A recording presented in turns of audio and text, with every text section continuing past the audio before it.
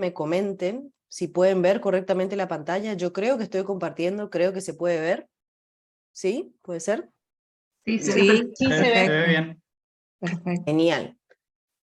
Bueno, gente, entonces vamos a comenzar con esta clase del segundo módulo. Sabemos que, como estaban comentando también en el chat, hay algunos que tienen la conexión de internet inestable, y creo que así estamos todos después de un poquito de lluvia, así que vamos a ir tranqui y vamos a ir revisando a poco lo que necesitamos para esta clase, ¿no? Entonces, vamos a comenzar con la clase que corresponde al eje 2 de este módulo, que es el de las prácticas de enseñanza y evaluación mediadas por TICS. Bien. Los propósitos para esta clase son reflexionar sobre algunas concepciones del empleo de TICS en la educación superior, identificar los formatos emergentes en propuestas de enseñanza con tecnología educativa y reconocer características de las prácticas de evaluación y retroalimentación en aulas virtuales. ¿Sí? Bueno, y para comenzar, la intención es que podamos recuperar las experiencias, primero de la actividad previa número 2, pero también problematizándola un poquito con esta imagen que ustedes están pudiendo ver acá a continuación, ¿no?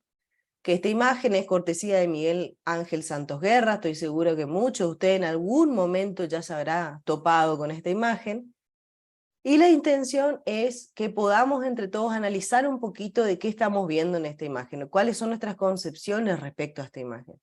Fíjense que acá en este caso hemos representado lo que sería por ahí un docente, que dice a una colección de animales, ¿no? Para que la evaluación sea justa, todos realizarán la misma prueba, van a subir a ese árbol. Bien.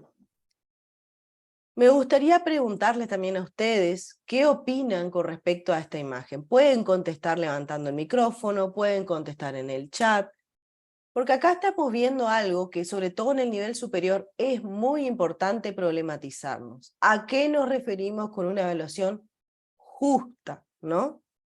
¿Qué opinan ustedes con respecto a esta imagen? ¿A alguno de ustedes les surge alguna incógnita, alguna duda o algo que quieran comentar con respecto a esto?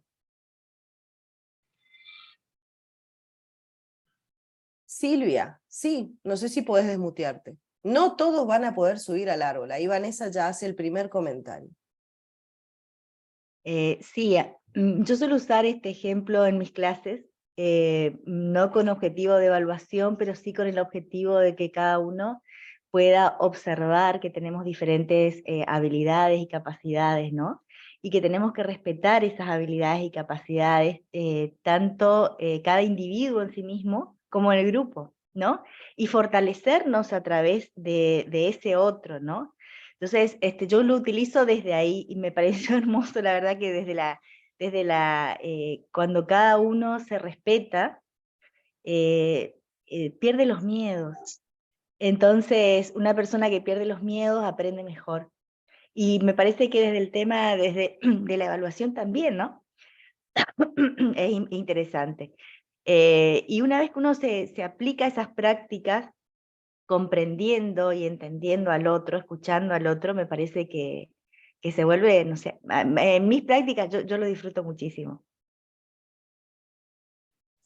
Excelente, mil gracias Silvia por compartir. Y fíjense que, si miran un poquito el chat de la reunión, también hay muchos compañeros que están comentando justamente cosas en el mismo sentido, ¿no? Son diferentes, no todos aprenden, no todos van a aprender igual o van a poder desarrollarse igual. Cada individuo tiene capacidades diferentes y una evaluación justa debería ser adaptada a sus capacidades y habilidades. Exacto. Como muchos de ustedes están dando pie, justamente cada uno será diferente, tendrá una dificultad diferente para lograr el desafío, no todos aprendemos de la misma manera, ¿no?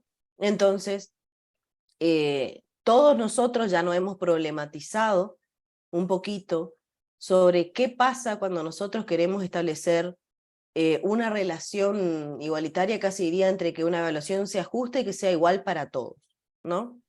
Que sea justa no siempre va a representar que sea igual para todo. El tema de definir una evaluación como justa ya es problemática, ¿no? Porque la justicia por ahí depende del contexto, es subjetiva. Entonces, Vamos a centrarnos específicamente en el ámbito universitario, que es donde estamos embebidos en este momento, y vamos a pensar en las evaluaciones a nivel universitario. Estas cuestiones que ustedes comentaron, de que no todos tenemos las mismas capacidades, que todos aprendemos diferente, es justamente algo de lo que se ve bien plasmado en esta imagen. No todo ese conjunto de animales tiene las mismas características. Y hay algunos que van a poder hacerlo sin mayor problema porque tienen las habilidades físicas para poder hacerlo, y hay otros que se van a ver imposibilitados ya desde su composición, ¿no? Obviamente acá tenemos un ejemplo bastante explícito, pero en la universidad también pasa lo mismo, y por eso quiero recuperar el tema de la actividad previa número 2. Muchos de ustedes dieron cuenta justamente de esto. Había muchos de ustedes que recuperaron esas nociones que se vieron en el video de Rebeca Nijovic, de los distintos tipos de evaluación, y algunas de las cosas que fueron denotando, sobre todo en sus propuestas, en sus análisis del día a día, es la importancia de planificar e ir pensando qué evaluación va a ser más adecuada para qué momento del año, ¿no?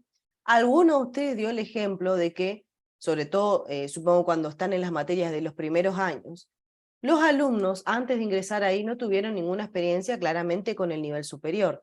Entonces, la evaluación formativa, también la evaluación diagnóstica, es sumamente importante para acompañar esos primeros procesos, en donde debemos descubrir junto con el estudiante cómo aprende, cómo se aproxima al conocimiento, cuáles son los recursos o los mecanismos que a él está acostumbrado a utilizar, porque vieron que las escuelas secundarias de toda la provincia y de distintas provincias, cada una tiene a veces estrategias diferentes, ¿no? Entonces, cuando llegan al nivel universitario, no podemos suponer que eso es de una forma unificada, y necesitamos efectivamente ir acompañando ese trayecto, sobre todo en esas primeras etapas, para poder, junto con el estudiante, descubrir cuál va a ser la estrategia o la metodología que más se aproxima a los métodos que él ya conoce, ¿no?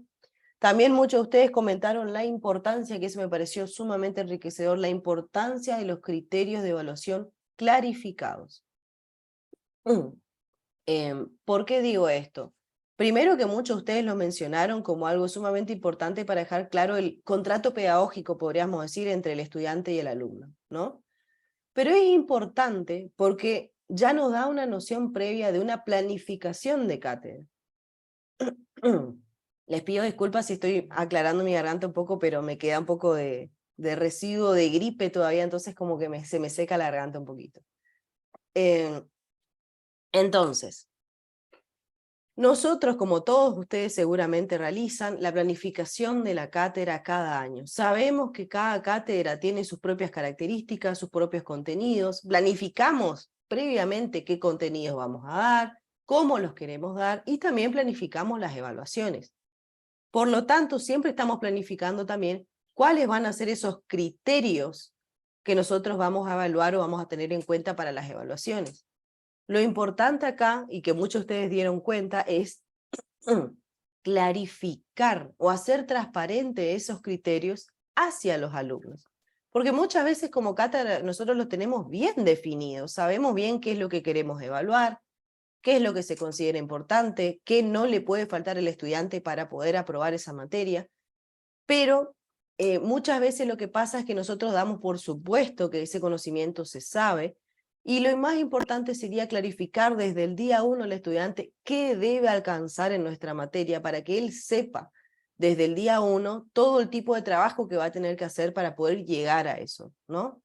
Pero bueno, muchos de ustedes pudieron dar cuenta entonces de la importancia de los distintos tipos de formación, de evaluación en las distintas etapas del espacio de aprendizaje, de la importancia de los criterios de evaluación, la importancia de la evaluación formativa para acompañar sobre todo a estos estudiantes noveles a nivel universitario. Y bueno, justamente también muchos mencionaron en sus ejemplos esta cuestión que a veces no es muy frecuente en el nivel superior universitario, que es el de la autoevaluación o la evaluación por pares o la coevaluación con tu par, que es una práctica que se ha demostrado ser muy efectiva, muy interesante, pero dependiendo el área disciplinar, no siempre se utiliza, ¿no? Que es muy importante por ahí también empezar a retomar y ver cómo se puede interactuar con ese tipo de evaluaciones. Ahí Teresa hace un comentario muy interesante que dice que en ese sentido el uso de rúbrica nos auxilia, nos permite establecer criterios, varios criterios y realizar una evaluación que pondere más aspectos. Exacto, el uso de las rúbricas es ampliamente utilizado a nivel universitario, ya sean rúbricas analíticas o holísticas, porque permite clarificar también a los estudiantes cuáles son los criterios, justamente esto que hablábamos, ¿no?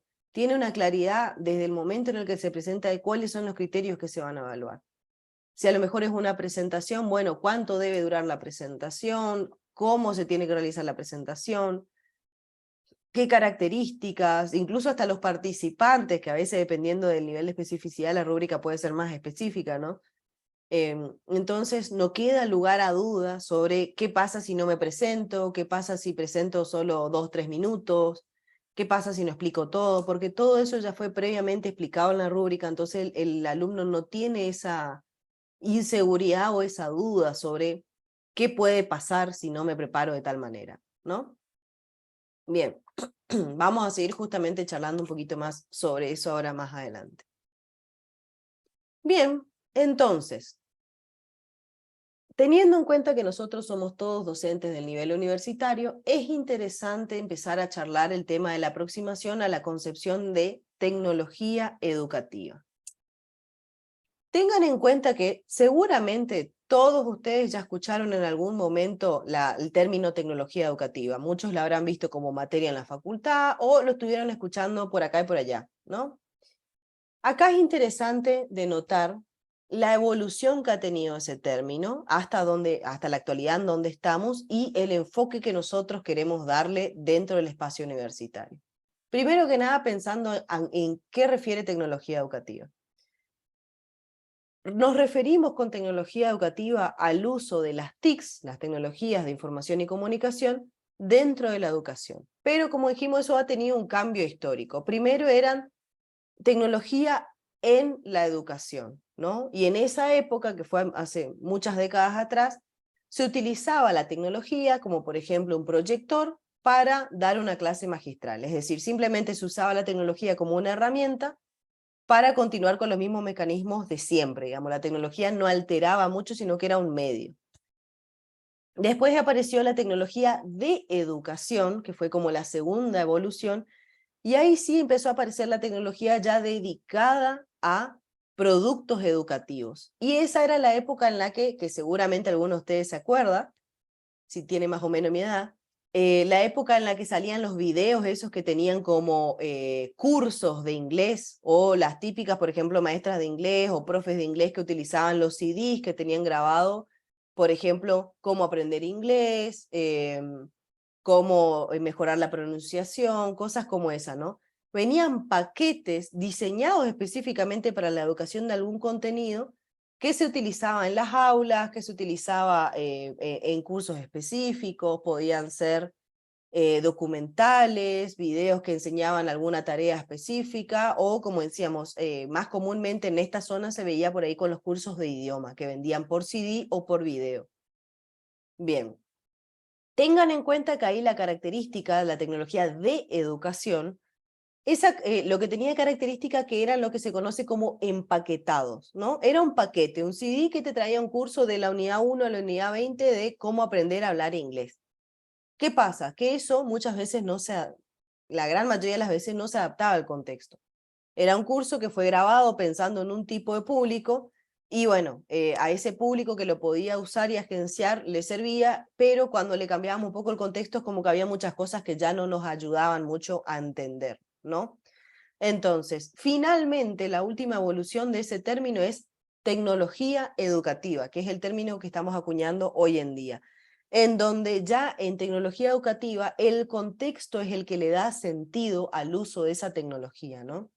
Como podemos ver por ahí en esta imagen, vemos que la tecnología educativa ya es una disciplina integradora, ¿no? De otras disciplinas, como por ejemplo la pedagogía, la tecnología, la educación y la didáctica. Entonces, dentro de la tecnología educativa tenemos ese compuesto de integración que nos va a permitir que la tecnología esté al uso de ese contexto específico que necesitamos. Adaptar la tecnología no solo como un empaquetado, no solo como una herramienta en donde transmito algo, como un medio, sino que esa tecnología esté en el uso y que sea significado por el contexto, ¿no? Que es lo que utilizamos hoy en día. Y ahora me gustaría charlar un poquito sobre cuál es el enfoque propuesto desde el nivel universitario, sobre todo, que es el enfoque de la tecnología educativa apropiada y crítica, desde las palabras de Feinhold, ¿no? Que es un texto que ustedes lo tienen disponible en el aula virtual. Entonces, ¿a qué nos referimos cuando decimos tecnología educativa apropiada y crítica? Cuando nos referimos a apropiada y crítica, nos referimos a que hay una visión un poco menos ingenua del uso de la tecnología. Fíjense que acá este fragmento que tenemos dice que la tecnología educativa, desde una perspectiva sociocultural, porque implica el seleccionar, combinar y utilizar mediaciones tecnológicas en forma crítica, contextualizada y estratégica. Una cosa que nos pasa con la tecnología educativa común, vamos a decir, y que por eso aparece este como un enfoque un poquito más especializado, es que no podemos dar cuenta de las intencionalidades que hay a veces con el uso de la tecnología, ¿no? Reconocer a la tecnología educativa desde el enfoque de apropiada y crítica implica que nosotros no somos ingenuos a las ideologías que subyacen en la tecnología educativa. Porque tenemos que tener en cuenta que el uso de determinadas herramientas que pertenecen a determinadas empresas y que incluso homogenizan, no sé si está bien dicho, permiten un uso homogéneo prácticamente de lo que se puede hacer o no se puede hacer dentro de ese espacio, dentro de esa herramienta, en realidad a nosotros como usuarios nos está condicionando la forma de interactuar, ¿sí? Lo que es importante acá es no ser ingenuos a que existe una ideología, existe una intencionalidad, existe gente que tal vez se enriquece con el uso de esas plataformas. Entonces, a partir de esta visión un poco más crítica del contexto sociohistórico en el que estamos embebidos y de cómo sabemos que funcionan ya estas tecnologías, es importante que nosotros como formadores, como docentes universitarios, demos cuenta de esas intencionalidades y podamos realmente apropiarnos de esa tecnología y hacer el uso que nosotros queremos para la experiencia áulica que nosotros queremos diseñar, ¿no? Entonces, justamente este enfoque de tecnología educativa apropiada y crítica en términos de Feinhold, lo que implica es tener esa visión crítica y contextualizada y estratégica de cómo utilizar la tecnología, ¿no? ¿Cómo vienen hasta acá? ¿Se comprendió un poquito a qué se refería este enfoque?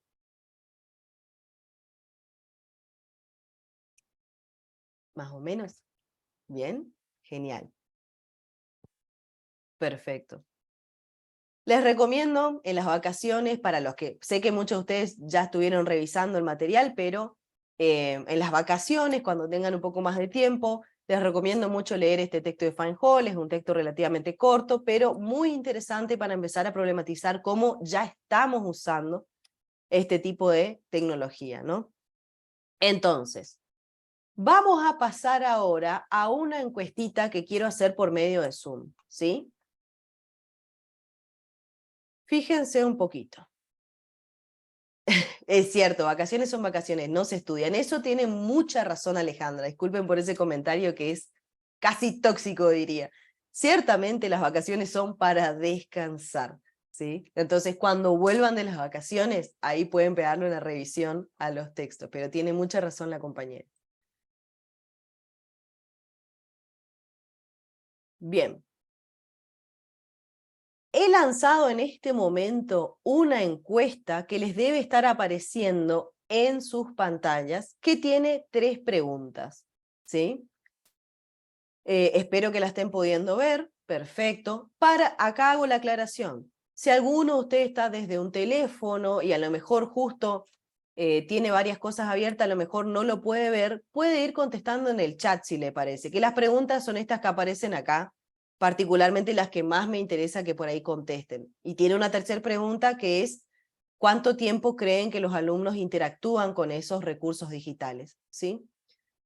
Son 3 preguntas Las respuestas son totalmente anónimas, así que no se preocupen por eso. Y como pueden ver, las preguntas son sencillas, no preguntan nada muy extraño, extravagante, simplemente para saber cómo interactúan con los recursos digitales, ¿sí? Así que vamos a dejar la encuesta un ratito y traten de contestar los que puedan, los que les aparezca y no tengan inconveniente para participar, porque es simplemente para problematizar, como mencionábamos, el uso de los recursos digitales.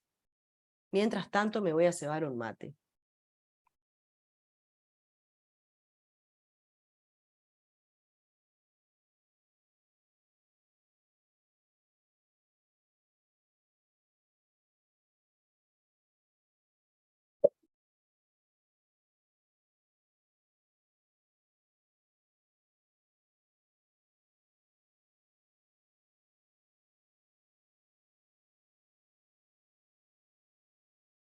La 3 se refiere al tiempo por recurso digital, tal vez de forma general. Por ejemplo, cuando se propone para los estudiantes un texto, un video, ¿cuánto tiempo consideran que los estudiantes están realmente consumiendo ese texto, ese video, ese podcast, en caso de que sea audio?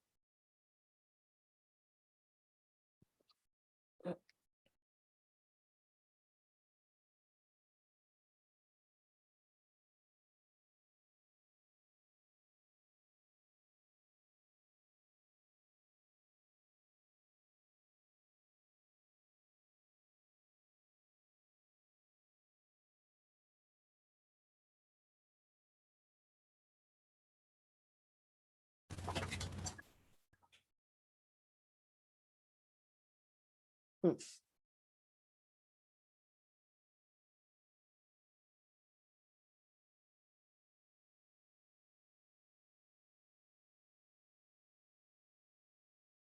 Muy bien. Ya casi ha contestado la gran mayoría. Dejo un poquitito más, que veo que ya más del 80% ha contestado, así que genial.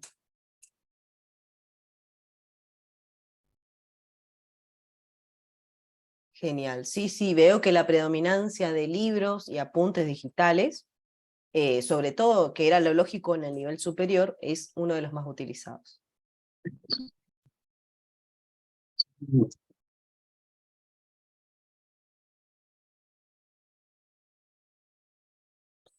Mm,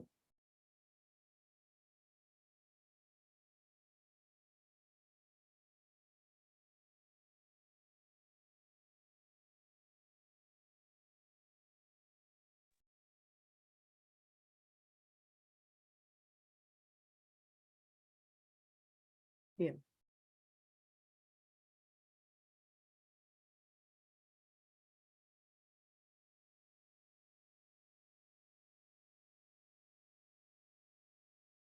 Muy bien. Entonces, han contestado la gran mayoría, algunos también acá por la ventana del chat. Soy fan del Classroom, excelente. Acá Susana también comentaba que utiliza videojuegos y juegos interactivos. Podcast también. Bueno, a ver, voy a finalizar la encuesta entonces.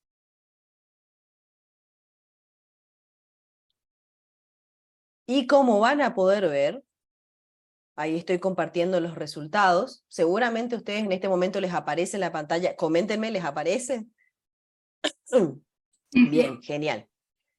Entonces, como pueden ver, hay un 98% de los que contestaron que utilizan recursos digitales, ¿sí? Es decir, hoy por hoy, una amplia mayoría de nosotros ya está utilizando recursos digitales en el aula.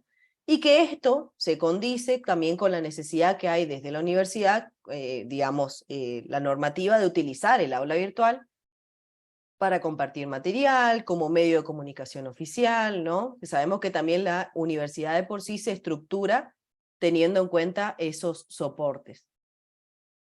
También podemos ver en la pregunta número 2 qué tipo de recursos digitales suelen usar o crear, porque pueden ser propios como de terceros, Y vemos que existe una predominancia también en libros y apuntes y, siguiéndole muy cerquita, videos, que son los formatos más comunes en el ámbito de nivel superior. Los libros y apuntes pueden ser que nosotros los elaboremos, pueden ser de terceros, pueden ser libros, revistas, fotocopias, muchísimas de esas cosas. Y los videos, que es en menor medida, pero que también fíjense que son ampliamente utilizados casi a la par que los recursos escritos, ¿no? Audios, entonces, que es el que por ahí menos cantidad hay, y en ese sentido también se condice con que a nivel académico, nivel universitario, es poca por ahí a veces la información, sobre todo en el idioma español, que podemos conseguir en formato podcast o formato de audio.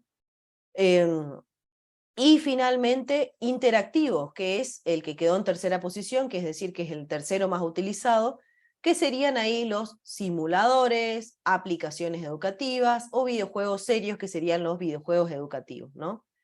Si bien no es tan ampliamente utilizado como los libros y apuntes y videos, que son como los más comunes de encontrar y más fáciles de utilizar, son también utilizados, y es muy importante que empecemos a integrar este tipo de herramientas porque permite al usuario posicionarse desde otra forma hacia el contenido, ¿no? Permite apropiarse en otros tiempos, de otra forma, con otras estrategias, así que es sumamente enriquecedor ver también que se utilizan ese tipo de elementos.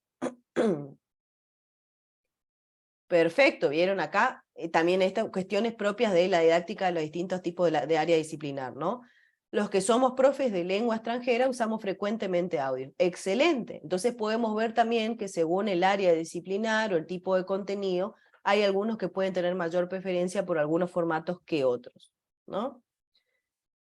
Finalmente, la pregunta número 3, la cuestión del tiempo. ¿Cuánto tiempo consideran que por ahí los estudiantes, que era esta pregunta que estaba acá, cuánto tiempo estiman que es el tiempo usual o recurrente de duración de lectura o de uso por parte de los estudiantes, de esos recursos? Y fíjense que acá el que más votaciones tuvo fue el de 20 minutos, seguido por 30 minutos, después 10 minutos, 60 minutos o más de 60 minutos. ¿Sí? Y acá hay algo interesante para tener en cuenta, que es algo que podemos seguir problematizando. El tiempo que ellos le van a dedicar también es algo que nosotros tenemos que tener en cuenta en la planificación. Justamente, si yo pienso en el proceso de clase, de evaluación, de los contenidos que quiero que ellos se apropien, y todo esto es algo que se estructura y se planifica con antelación antes de ponerlo en el aula virtual, tal cual como veníamos charlando hace un rato, tengo que pensar de antemano, bueno, voy a subir este video, ¿cuánto tiempo realmente ellos van a poder capitalizar de este video? ¿Cuánto lo van a mirar? Si les subo un libro de 73 capítulos, ¿van a poder leer los 73 capítulos? ¿Cómo lo van a hacer? ¿Van a llegar al contenido específico que yo necesito que revisen? ¿Sí? Todo esto para poder tomar decisiones estratégicas, teniendo en cuenta ya cuánto tiempo yo considero que los estudiantes van a poder dedicar justamente a ese trayecto o a ese tipo de ejercicio. Y también, como dice la compañera Patricia, también pensar la combinación de los recursos digitales, que a veces se piensan de manera separada, y eso es muy importante. La combinación de los recursos digitales, cómo el alumno va a capitalizar, qué tanto tiempo invertir en uno, qué tanto tiempo invertir en el otro, ¿sí? E incluso la jerarquía que nosotros como docentes queramos dar a esos recursos. Así que bueno, todo eso es muy interesante para seguir pensando cómo diseñamos las interacciones mediadas por recursos digitales. Muy bien. Vamos a continuar entonces justamente con esto que estábamos charlando. Como pueden ver, bueno, esta imagen tiene el texto en inglés, pero bueno, no lo encontré en español, pero como pueden ver, las palabras son pocas y muy sencillas. Tenemos al docente, a los estudiantes, la web 2.0 o el internet, y acá aparece una sigla que por ahí no es tan conocida, pero es el LMS. LMS refiere a lo que son las aulas virtuales. Las siglas son del Learning Management System, como que sistema de gestión de aprendizaje, ¿sí? Internacionalmente se conocen a las aulas virtual como LMS, por ahí si alguno de ustedes busca en algún momento en algún paper o información a nivel internacional, les va a aparecer con esa sigla. Pero nosotros también acá lo solemos denominar directamente el espacio de aula virtual, ¿no? Entonces, fíjense cómo es la interacción. Sabemos que este LMS o esta aula virtual interactúa con los estudiantes por medio de las secuencias de aprendizaje o las actividades propuestas, y también sabemos que se nutre, podríamos decir, de Internet o de otros entornos para obtener la información que va a estar mostrando. Y acá aparece como principal rol el docente como estructurador de ese espacio. ¿Cuál es el rol del docente en todo este entorno?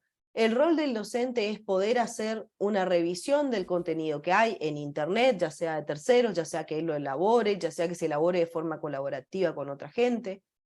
Va a poder buscar en Internet cuál es la información que quiere compartir en función de sus objetivos, de sus necesidades, de la característica de los sujetos.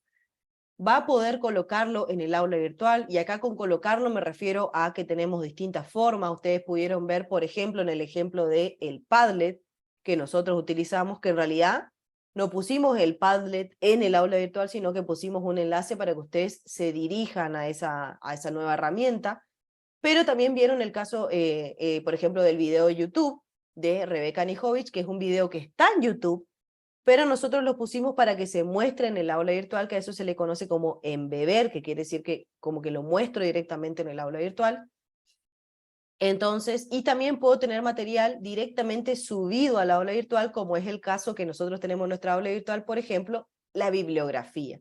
La bibliografía sí está en el aula virtual. Entonces ahí pueden ver la variedad de formatos en los que podemos tener información de Internet o de otro lado mostrada en el aula virtual. Puede estar cargada en el aula virtual, puede estar embebida en el aula virtual, que es decir, que se muestra ahí, pero no está alojado ahí, sino que está en YouTube, por ejemplo, como el video de Rebeca Nijovic. O también podemos tener un enlace que nos dirija directamente a otra herramienta, ¿no? Todo esto se planifica en función de la experiencia que nosotros como docentes queremos para ustedes como estudiantes, ¿no? Entonces, ese rol del docente de revisar, pensar, estructurar el aula virtual y a la vez estructurar la secuencia de aprendizaje o las actividades que quiere con las que quiere que los estudiantes interactúen con ese contenido, ¿no? Entonces, el rol del docente o grupo de docentes, grupo de cátedra, es fundamental para estructurar ese espacio en función de sus objetivos, ¿sí? No puede ser simplemente un repositorio en donde yo pongo la bibliografía y que vean los alumnos cómo encuentran, o no puede ser algo librado al azar según la nueva herramienta de que es tendencia, o lo que descubrí esta semana y me pareció re interesante. Tiene que ser algo realmente pensado, y pensando siempre teniendo bien en cuenta el sujeto de aprendizaje, ¿no? El sujeto que aprende. ¿Cuáles son sus características? ¿Cuáles son los formatos que a él le resultan mejor? ¿Cuáles son sus capacidades también? Porque por ahí yo le mando, que nos pasó mucho en la pandemia, seguramente a ustedes también, por ahí nosotros mandábamos un video de 2 horas y los estudiantes estaban viéndolos todos desde el celular porque no tienen la computadora, y necesitaban bajar ese video de 2 horas que ya implicaba por ahí el tema del uso de datos. Hay muchas de esas cuestiones que se planifican justamente tratando de tener en cuenta cómo va a interactuar nuestro estudiante con eso, ¿no? Bien. Y Alejandra, Entonces, te quería hacer, Alejandra, si querés volver un poco para atrás de nuevo, te quería hacer una preguntita en ese sentido también para poder ampliar el tipo de interacciones que se pueden promover, ¿no? Desde el aula virtual, si querés trabajar con eso también, porque si bien ahí aparece como si fuera el alumno aislado, también es posible, ¿no? El desarrollo de interacciones entre los alumnos y no solamente docente-alumno. exactamente. Tal cual como dice Sonia, eso es algo re interesante para problematizar. Como bien sabemos, el aula virtual por defecto que estamos usando en la universidad, el LMS que nosotros ocupamos, el Moodle, ¿no? Todos utilizamos el aula virtual de Moodle. Y tenemos que tener en cuenta, LMS es Learning Management System, como sería como sistema de gestión de aprendizaje en español. que refiere justamente a eso, de las aulas virtuales, ¿no? Y nuestras aulas virtuales, que serían el Moodle, como ustedes saben, nosotros acá por ahí en la imagen vemos a los estudiantes como muy individualizados, ¿no?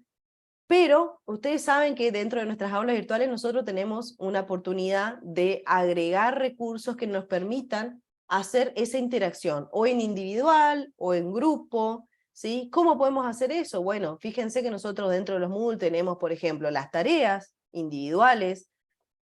Podemos llegar a agrupar los participantes que tenemos, es decir, nuestros alumnos en grupos para que manden justamente en grupo las actividades. Si queremos que hagan una actividad colaborativa dentro del aula, tenemos por ahí las opciones que voy a nombrar por ahí las más fuertemente utilizadas, que serían como por ejemplo los foros de debate, los foros de preguntas y respuestas. Seguramente muchos de ustedes ya estuvieron jugando o probando distintas formas y habrán visto que por cada actividad que te permite agregar tenemos distintos formatos. Por ejemplo, en los foros tenemos foros que nos permiten que según cuando se manda una respuesta recién el alumno, ahí recién le muestre las colaboraciones de otros alumnos, que eso sería para que haga un trabajo más individualizado. Pero también uno de los foros más comunes es el foro abierto de debate, que va a permitir que los alumnos puedan escribir en función de una consigna y a la vez hacer retroalimentación a los trabajos de los compañeros, ¿no? Entonces, la herramienta va a permitir que trabajemos o de forma individualizada o de forma colaborativa, ¿sí? Pero, de nuevo, acá hacemos el hincapié de que va a ser el docente el que se va a apropiar de esa herramienta, va a planificar y diseñar qué tipo de interacción es más apropiada para ese contenido y ese grupo de sujetos, y va a realizar esa secuenciación de cómo quiere elaborar eso, ¿no? Va a estructurar el aula virtual para poder proponer esa experiencia a los estudiantes. Otra cosa, de igual forma que comentábamos con el Padlet o con el video de Rebeca Nijovic, como pueden ver, dentro del aula virtual también podemos poner enlaces o embeber otras páginas, es decir, utilizar herramientas de terceros. ¿Qué quiero decir con esto? Que también ahí podemos tener repositorios, por ejemplo, de Drive para que vayan trabajando conjuntamente. Hay muchas otras herramientas que son colaborativas que podríamos estar utilizando dentro del aula virtual, que no son propias del aula virtual, pero que podemos utilizarlas ahí, ¿no? Entonces, recapitulando esto, y como decía la profesora, según la experiencia que nosotros queramos diseñar, tenemos que poder apropiarnos del aula virtual para poder lograrlo, ¿no? Que justamente a eso iba el enfoque de la tecnología educativa apropiada y crítica. No simplemente sesgarnos a las herramientas base que propone, por ejemplo, el aula virtual, sino que buscar cuáles de esas herramientas son las más adecuadas para el tipo de experiencia que yo quiero diseñar, ¿sí? Bien, hasta acá, ¿cómo vienen?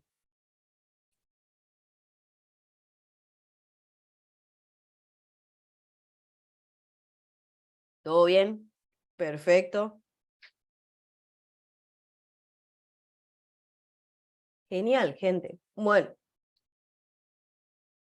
me gustaría que avancemos ahora entonces a un enfoque emergente, justamente hablando de estas cuestiones que son pensar en el sujeto de aprendizaje, pensar cuáles son las formas en las que el estudiante más conecta con la información, las formas en las que aprende por ahí de una forma más natural. Y vamos a explicar un enfoque, ¿sí? Que es el enfoque emergente del microaprendizaje. Voy a hacer la aclaración de nuevo. Este es uno de los enfoques emergentes que es ampliamente utilizado ahora también en el nivel superior. Existen muchísimos otros.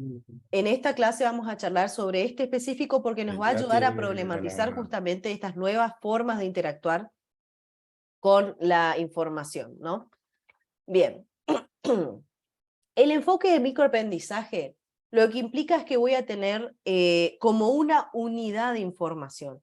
La palabra micro ya les dice que es algo reducido, ¿no? Algo pequeño.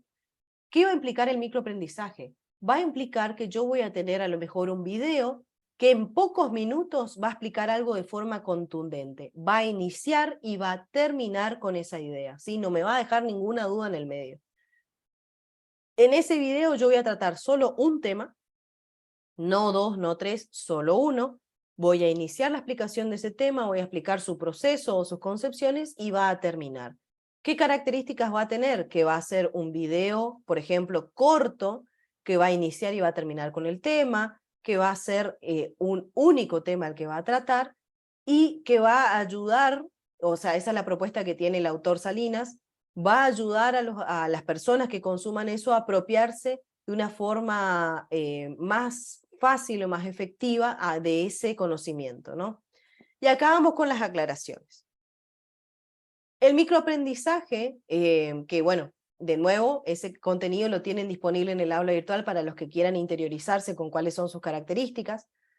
El microaprendizaje es algo que se hizo muy popular o es un enfoque emergente porque tiene muchas características que compatibilizan con los estudiantes o compatibilizan con la práctica profesional.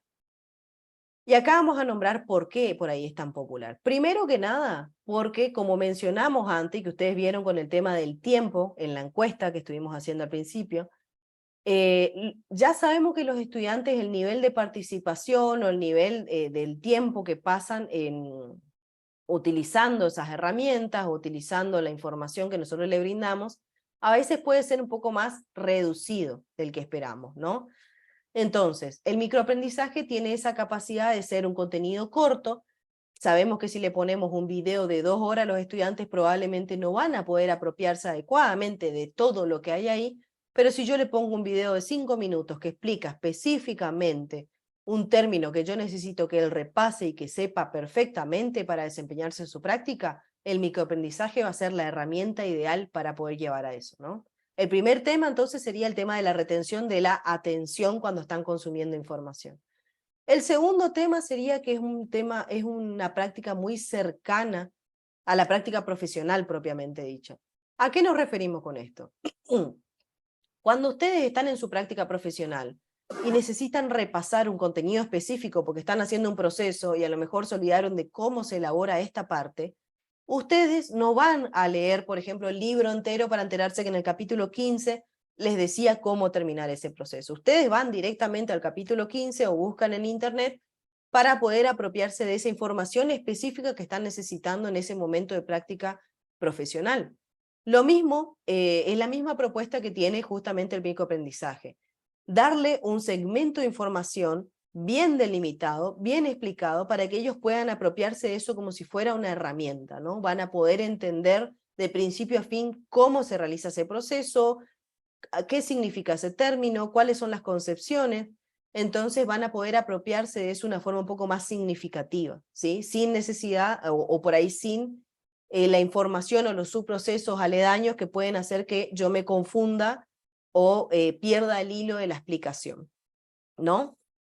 Entonces, ¿qué características tiene este proceso de microaprendizaje? Que se realizan micropasos, como estábamos comentando, y que esos micropasos ha probado ser base del éxito del aprendizaje con un alto nivel de sostenibilidad. Justamente a esto me refería con lo que comentaba recién. Como yo le estoy dando un contenido que inicia y termina explicando solo un proceso, para el estudiante va a ser más fácil recordar eso a lo largo del tiempo, de que si yo necesito ese contenido específico, está explicado en este video, lo veo rápidamente y como solo explicó eso y no se fue por otros subprocesos o procesos continuos aledaños, va a ser más fácil para el estudiante concentrarse solo en eso y poder apropiarse de ese contenido. Bien. Y justamente eso también, los pasos facilitan el proceso de comprensión profunda, la creación de conocimiento y creación profunda, si el proceso es microlearning y es incorporado, de forma apropiada, ahí me faltó la A, diseñado en el diseño de aprendizaje. Acá la aclaración. El microlearning o el microaprendizaje no reemplaza la clase común, es una herramienta que nos va a ayudar a complementarlo. Es decir, de igual forma se necesita del docente que diseñe la interacción áulica, que diseñe la clase en sí, que haga la selección del contenido, que prepare las actividades o el contenido, el material bibliográfico, todo lo mismo de la clase, y el microlearning va a ser esa herramienta que nos va a ayudar a fortalecer determinados contenidos, ¿sí?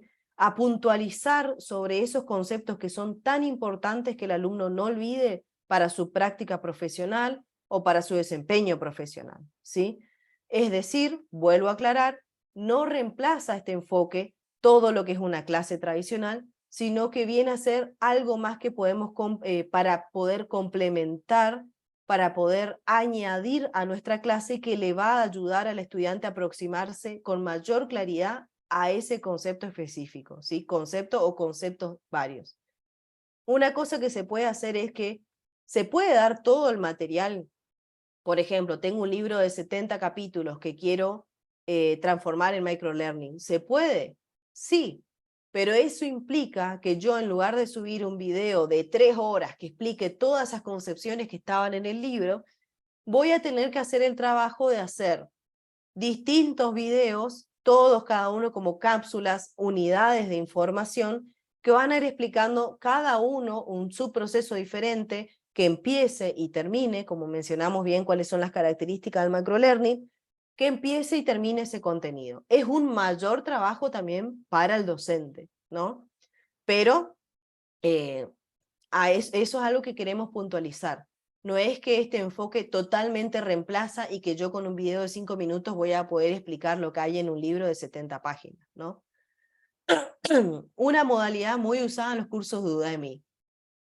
Exacto. Si alguno de ustedes conoce Udemy, que es una plataforma para aprender cursos de todo prácticamente, ellos utilizan mucho eso. Udemy y muchas plataformas más.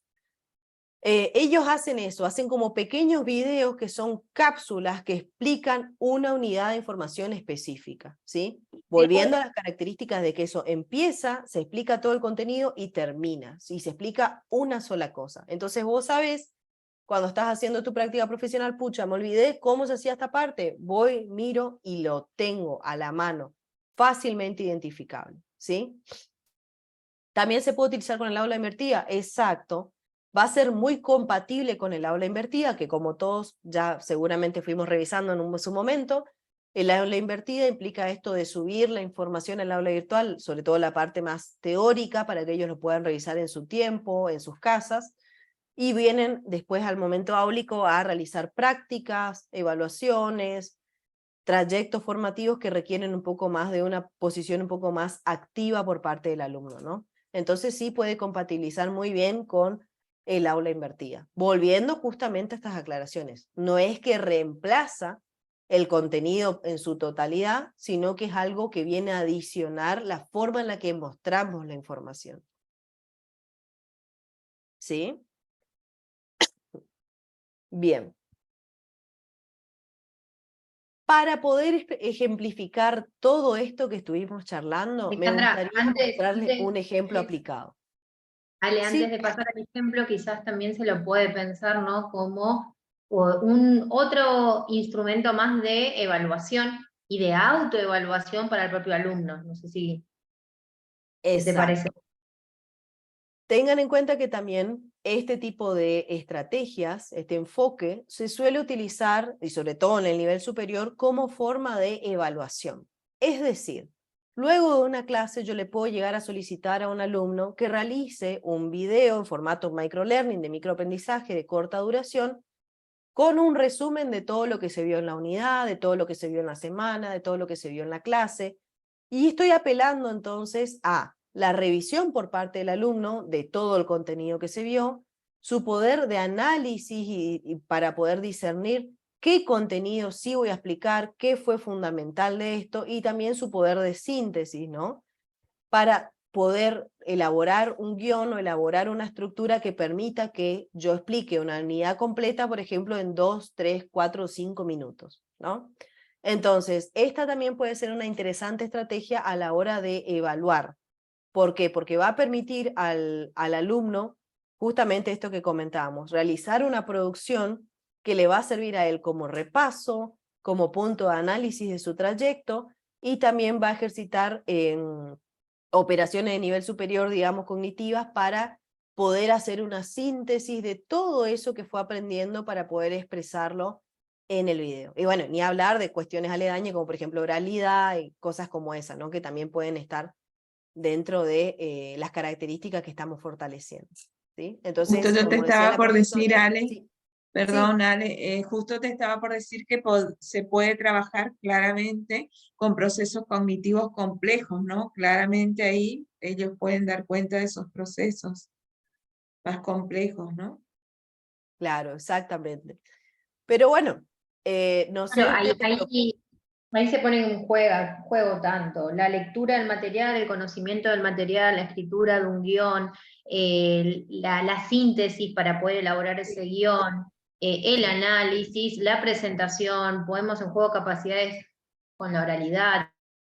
Es sumamente rico como un instrumento de evaluación del docente y también autoevaluación del propio alumno, ¿no? Porque el propio alumno puede reconocer a partir de ellos si se ha apropiado o no de los conceptos. Creo que es un instrumento muy valioso y que no utilizamos, lo que está comentando Alejandro. tal cual. Justamente por eso es que este enfoque ha sido muy popular en estos últimos años, porque permite, es muy conocido para los estudiantes, que también es un formato, el formato de video, por ejemplo, es uno de los principales recursos, o sea, uno de los principales formatos que consumen los estudiantes de las nuevas generaciones, es cercano a ellos, considera sus capacidades y sus características, y también es una excelente forma de revisar los contenidos que se fueron realizando cuando se les propone en un caso de actividad, ¿no? Sabemos que tiene sus complejidades, tampoco podemos ser ingenuos también, como hablamos, desde la perspectiva de la tecnología educativa apropiada y crítica. Sabemos que tiene sus limitaciones, porque siempre tenemos que tener en cuenta el grupo de alumnos con el que estamos lidiando, ¿no? Es muy diferente pedirle por ahí a los alumnos de una colonia que hagan un video de microaprendizaje cuando los recursos que van a necesitar o los conocimientos de edición de video, los recursos para grabar, el sonido y demás, pueden ser difíciles de alcanzar, entonces no podemos perder de vista el tipo de sujetos con el que trabajamos, pero en la mayoría de los casos por ahí ideales, ya en el nivel universitario, en la mayoría de las carreras, incluso cuenta la universidad con estos recursos para brindarla a los estudiantes. Entonces, en ese tipo de escenarios resulta una herramienta sumamente poderosa para poder hacer como instancia de evaluación, tal vez, para pedirle a los estudiantes que elaboren estos videos de microaprendizaje, que van a permitir, como decían las profes, hacer una revisión completa sobre su trayecto, sobre lo que comprendieron, ejercitando operaciones cognitivas de orden superior. Entonces va a ser realmente una actividad muy enriquecedora para su trayecto. Siempre y cuando, como les decía, hay que tener en cuenta, bueno, las características propias de los sujetos y que no sea algo que se aleje mucho de las posibilidades que puedan llegar a tener, ¿no? Tal cual, yo lo que pensaba es esto que decís, Ale, que hay que tener en cuenta justamente que no hay práctica sin contexto y sin sujetos, o sea que hay que relacionarla todo el tiempo para tomar decisiones y ser un docente que organiza una propuesta de este tipo, ¿no? Me parece. Claro. Genial. Bueno, gente, entonces, voy a compartir ahora un video, que es un caso aplicado de video de corta duración, justamente.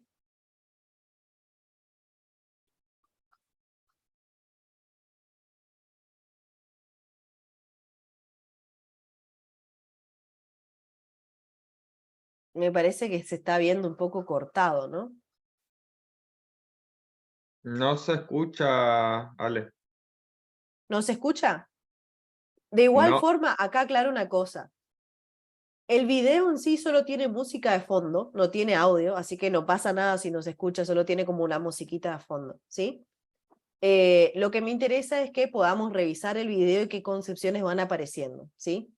Lo que sí, a ver, ¿ahí se ve? Pregunto, sí, ahí porque se ve como que... pantalla completa.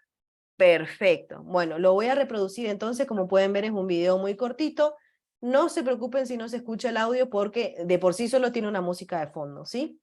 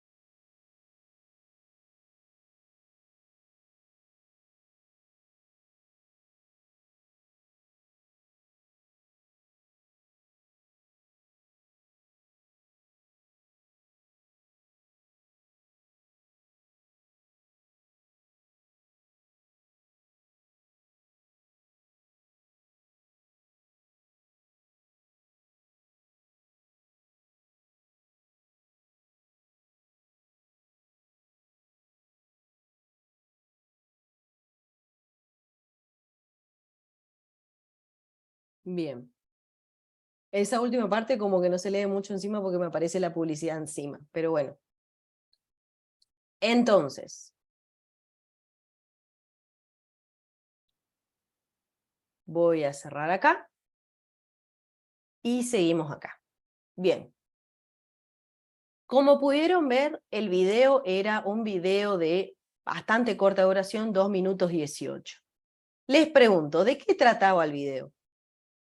Específicamente. Explicaba la escalera de retroalimentación. Excelente, muy bien, sí, sí, y también ahí empezaron a aparecer los mensajes en el chat. Explicaba la escalera de retroalimentación, cómo proveer un feedback adecuado, perfecto. Es un concepto que de por sí ustedes habían visto, ya habíamos visto previamente por ahí en el video también de Rebeca Nijovic, pero como pudieron ver ahí aparecía esa escalera de retroalimentación, ¿no? ¿Cuáles son los pasos para poder hacer una retroalimentación o feedback de la forma adecuada?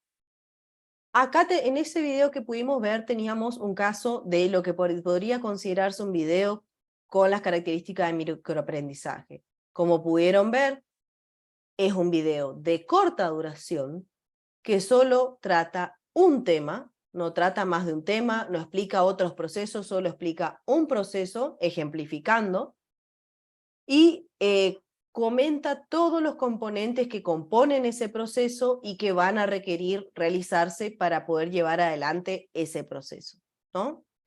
Entonces, como pudieron ver, es una ventaja por ahí tener ese tipo de videos elaborados en microaprendizaje porque nos va a permitir que nosotros podamos repasar rápidamente un concepto, que solo abordemos ese concepto de que en ese momento queramos ver, y obviamente también tiene otras ventajas, como por ejemplo el tema de la navegabilidad, por ejemplo, ¿no? Ustedes habrán visto que si yo tengo que volver a mirar un video, rápidamente puedo volver hacia atrás y ver esa partecita en donde me quedó duda, puedo pausar el video, puedo volver a reproducirlo porque son videos cortos. Esto tiene una ventaja por sobre los videos de 2 horas y media, que por ahí es una conferencia. En el medio se trata justamente ese tema de la escalera de retroalimentación, pero cuando tengo que volver a buscarlo dentro de 2 semanas, no sé exactamente en qué parte de toda esa conferencia estuvo. Entonces a lo mejor tengo que mirar toda la conferencia o ir buscando, adelantando, viendo hasta dónde está. Entonces no resulta algo eficiente. Sabemos que nuestros estudiantes no pueden a veces dedicar tanto tiempo o pueden distraerse fácilmente. Entonces es mucha la potencialidad que tiene que nosotros podamos desarrollar o incluir que estén desarrollados, como este, por ejemplo, que existe ya, fue desarrollado por terceros, y yo puedo apropiarme de eso para utilizarlo en el momento de la clase que considero, ¿no? En caso que no exista, bueno, puedo elaborarlo yo. Pero, como pudieron ver, acá vemos también la potencialidad de cómo se puede llegar a utilizar esto.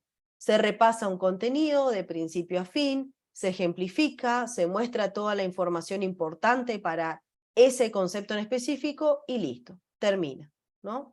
Entonces yo el día de mañana también, si tengo esto en el aula virtual, sé que cuando quiera repasar cómo era eso, voy directamente a ese video, lo repaso, lo miro, lo pauso, reviso y continúo mi trabajo, ¿no?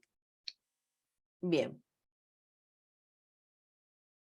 Si les parece, entonces, mi intención ahora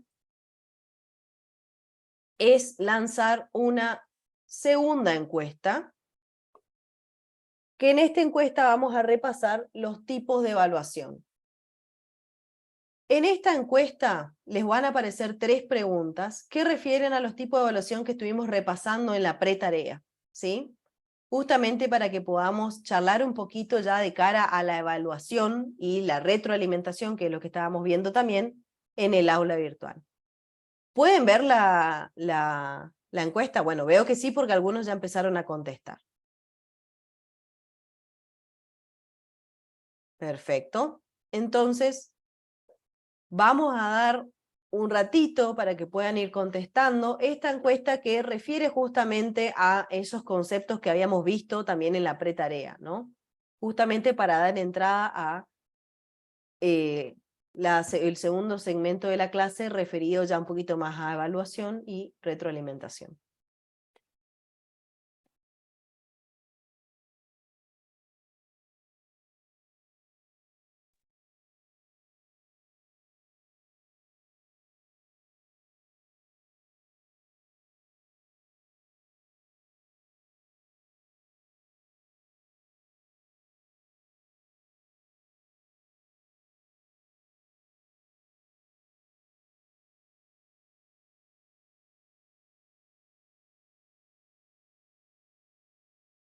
No, tenés razón, Mónica, no permite dos opciones a la vez, que es muy interesante que lo hayas traído a colación porque va a ser interesante para pensar las concepciones que tenemos justamente, pero sí tenés razón que no permite dos opciones a la vez.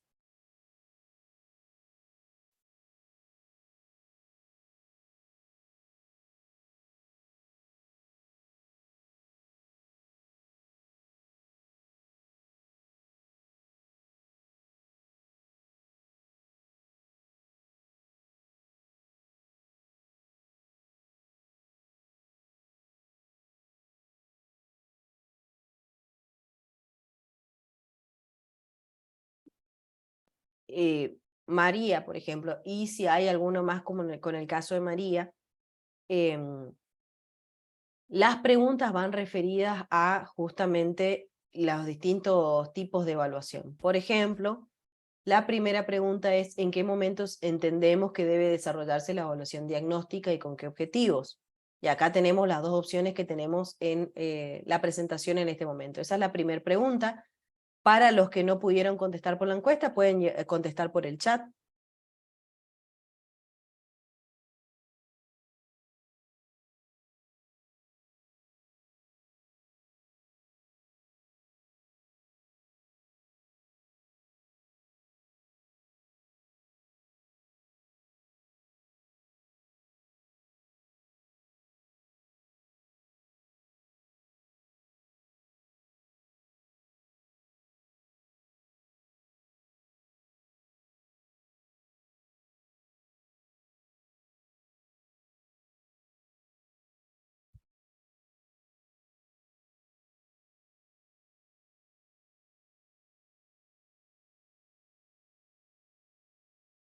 Ahí Teresa comenta que la encuesta le aparece en la parte de más en la barra inferior. Que vieron, también es muy interesante tener en cuenta todas estas características propias de las herramientas, ¿no?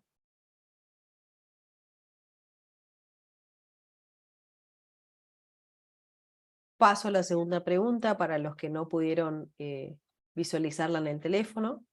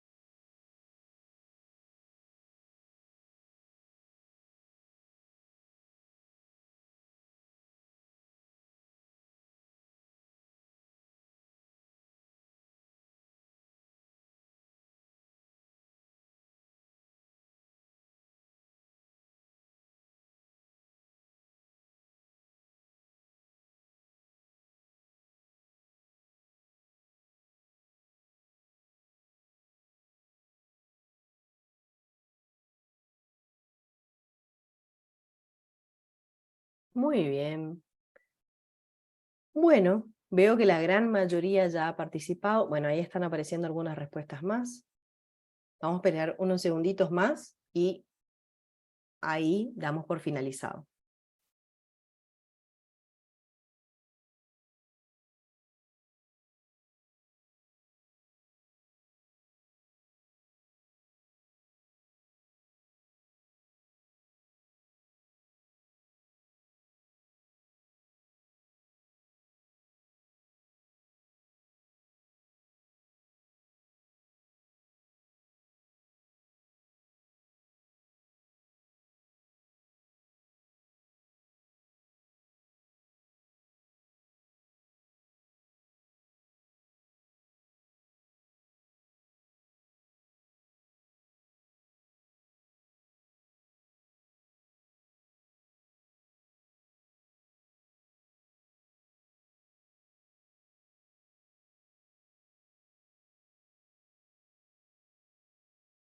ahí, Ale, te piden que expliques cómo haces para utilizar esta herramienta de la encuesta. Bien. Tengan en cuenta lo siguiente. Esta herramienta viene en conjunto con Zoom, que es la plataforma por la que nos estamos comunicando. Zoom tiene múltiples herramientas. Esta particularmente se le llama encuesta o poll, que en inglés justamente significa encuesta. Es muy interesante, sí. Obviamente, y acá volvemos a lo mismo, todo va a depender del tipo de actividad que nosotros queramos presentar. Por ahí si son preguntas abiertas, que nosotros necesitamos que los alumnos pongan su punto de vista, sus características, este tipo de encuesta no les va a servir. Pero por ahí para una dinámica como esta, en donde queremos reproblematizar los resultados que van apareciendo de preguntas que pueden considerarse por ahí un poco más cerradas, o cerradas, es una excelente herramienta, ¿no? Entonces, ¿cómo se hace para utilizarlas? Primero que nada tenemos que tener, ser host, es decir, ser administradores, vamos a decir, de la llamada, y ahí, como ustedes van a poder ver, abajo aparece la característica de polls, de polls, que es encuestas. Ustedes las pueden cargar desde acá, o la pueden cargar directamente desde su cuenta de Zoom en la página. Si ustedes entran a la página de Zoom y loguean con su usuario y contraseña, que seguramente muchos de ustedes ya tienen, ahí van a ver que les aparece el apartado de encuestas, y con una interfaz un poco más amigable, les va a dar la posibilidad de que ustedes carguen las preguntas, las respuestas, qué opciones quieren para cada una de esas respuestas, ¿no? Entonces, se puede utilizar directamente desde la página de Zoom, y para mí esa es la mejor forma de utilizarla porque es más cómoda la interfaz, es más amigable, vamos a decir. Pero todo es directamente desde la plataforma de Zoom, ¿no? Ahí nos va a permitir cargar justamente las preguntas y las respuestas con tipo de respuesta correcta e incorrecta, o cosas como esa, ¿no? Y sí, efectivamente es una herramienta muy interesante para por ahí ir relevando las concepciones que van apareciendo. Muy bien, entonces voy a terminar la encuesta. La gran mayoría de ustedes ha participado, y voy a compartir los resultados, que seguramente ahora ya los están viendo en su pantalla, ¿no? Me voy a ir un segundito acá. Entonces, estas preguntas fueron elaboradas teniendo en cuenta también el video de Rebeca Nijovic que le estuvimos mandando, en donde justamente la intención era que nos problematicemos los tiempos, la forma de utilizar estas evaluaciones, que es mucho de lo que ustedes ya empezaron a hacer en la pretarea, ¿no? Con sus características, con sus ejemplos. Entonces, lo primero que nos preguntábamos era cuándo era la evaluación diagnóstica y cuáles eran sus objetivos. Y teníamos que, nuestra concepción de siempre era justamente que se hacía al comienzo, cuando el docente trata de identificar los saberes previos de los estudiantes, que es una concepción también aceptada, pero justamente lo que decía Annie Hovich, la autora, es que la concepción de la evaluación diagnóstica ahora se toma como un poco más continua y que se lleva a cabo durante todo el cursado, porque cada vez que estamos haciendo distintos tipos de actividades, en realidad estamos haciendo evaluaciones de diagnóstico para ver cómo están yendo nuestros estudiantes, evaluando los saberes pasados y aquellos que se van adquiriendo, ¿no? Entonces, interesante empezar a pensar que en realidad nosotros nunca, sobre todo en las materias de la universidad, que por ahí, bueno, tenemos materias anuales o cuatrimestrales, es importante ir pudiendo hacer estas postas, ¿no? Para ir preguntándonos cómo están avanzando nuestros estudiantes, cómo se están relacionando con el contenido en función de cómo vinieron, cuáles eran sus saberes previos o cómo venían interactuando con él antes.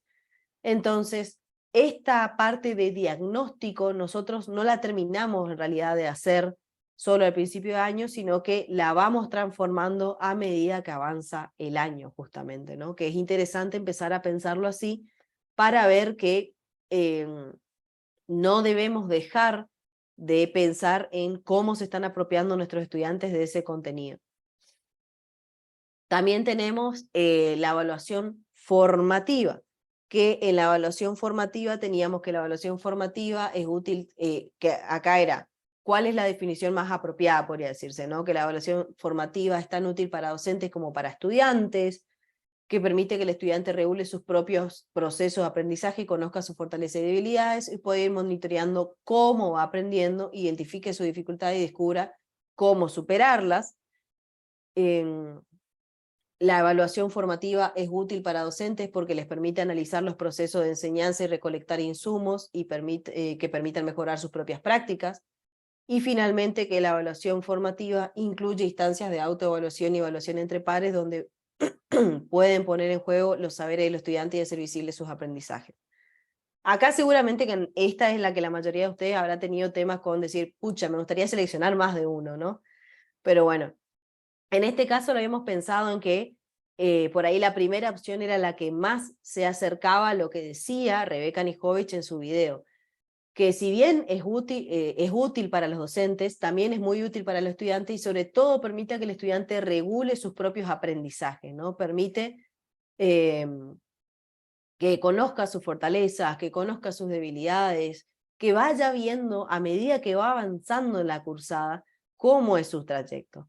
Y bueno, también como dice Patricia, que le parece apropiada una combinación de las tres, sí, probable, por eso digo, en esta justamente es donde no pensé en esa posibilidad. Y fíjense lo importante que es la revisión de este tipo de herramientas, ¿no?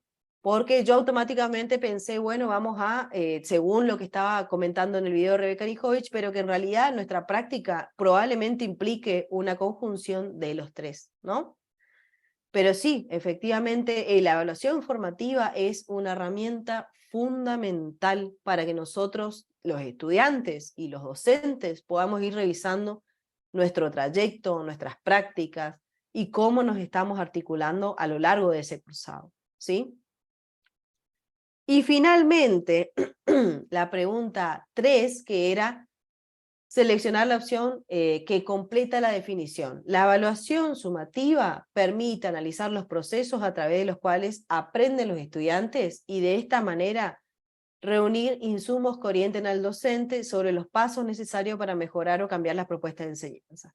Este tipo de evaluación, y acá tenemos las opciones, se realiza al final del cursado con el objetivo de establecer vínculo entre los aprendizajes alcanzados en distintos momentos, o puede realizarse en distintos momentos del cursado e implica articular, relacionar, integrar todo lo que se va aprendiendo. Y en este caso, la opción es, de nuevo, acá delimitado como correcta, podría ser también una conjunción de los dos, pero particularmente siempre asociamos la evaluación sumativa más que nada con la primera, ¿no? La que se realiza por ahí al final del cursado.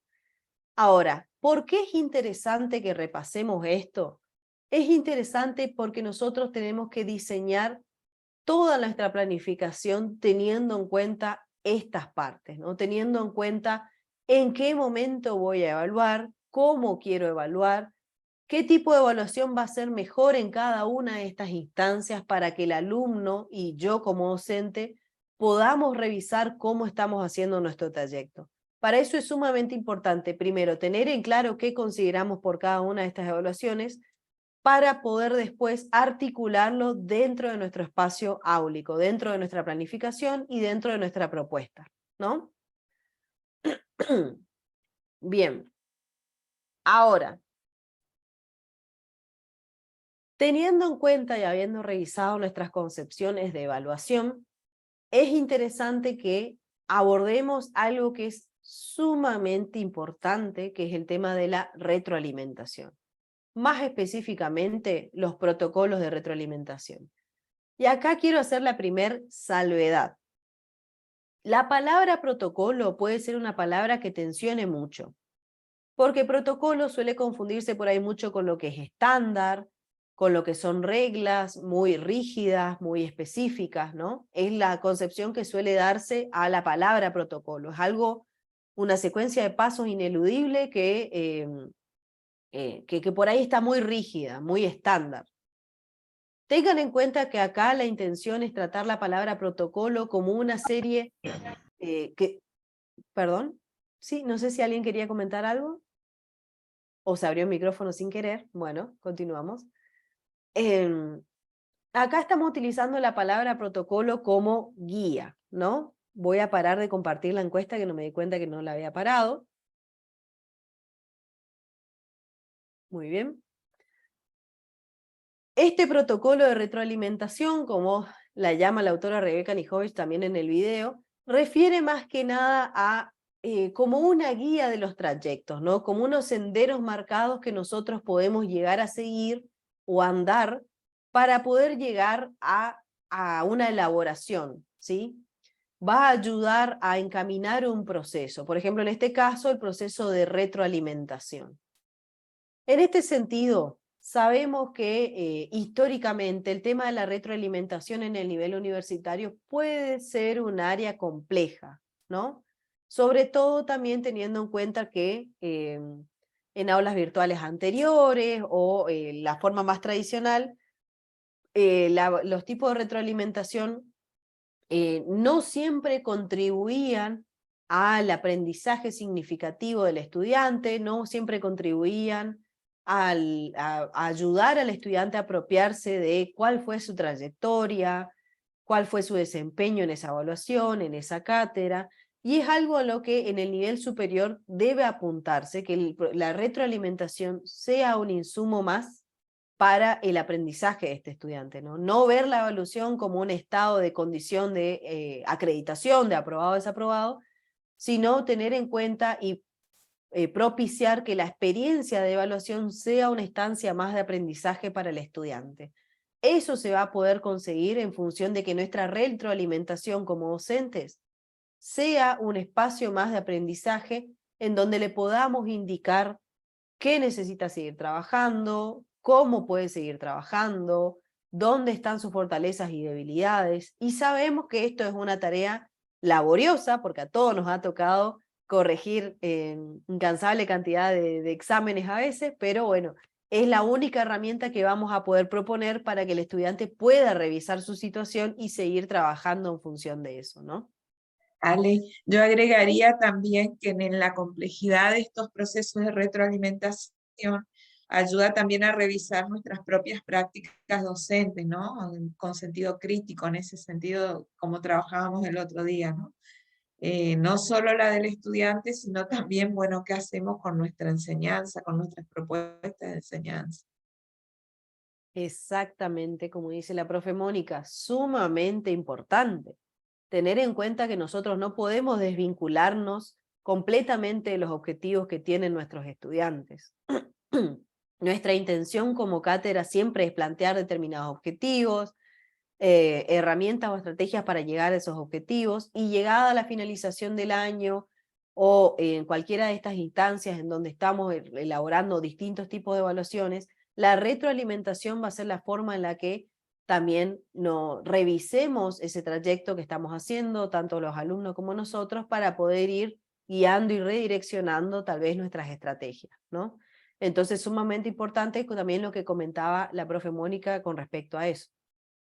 Bien, y acá tengan en cuenta que cuando hablamos de retroalimentación existen muchas formas. Una de ellas, por ejemplo, que es ampliamente utilizada, es el tema de la rúbrica, justamente como comentaba alguno de nuestros compañeros, que es, y por ahí puede ser una buena estrategia también para clarificar cuáles son los criterios de evaluación. Si yo tengo una rúbrica que indica cuáles son los criterios de evaluación en cada una de esas instancias, voy a poder dejar claro al estudiante cuáles son los criterios que a nosotros como cátedra nos interesa tener en cuenta, ¿no?